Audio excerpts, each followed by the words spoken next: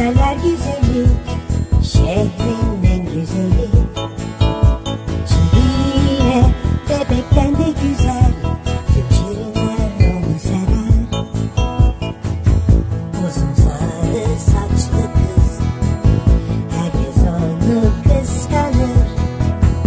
Üstelik de çalışkan, herkes ona hayran. Bakışı güneş gibi, ayrıca iyi kalpli. Gülüşü sanki tatlı ve de yardımsever. Sakın gitme, kal sana bizimle, sensiz olmak acı verir bizlere. Şirine, unutma bizleri, herkes seni sever.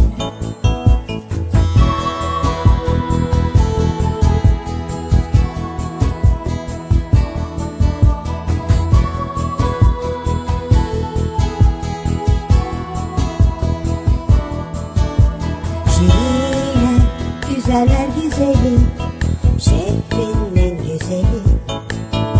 Şirine, bebekten de güzel, tüm şirinler onu sever.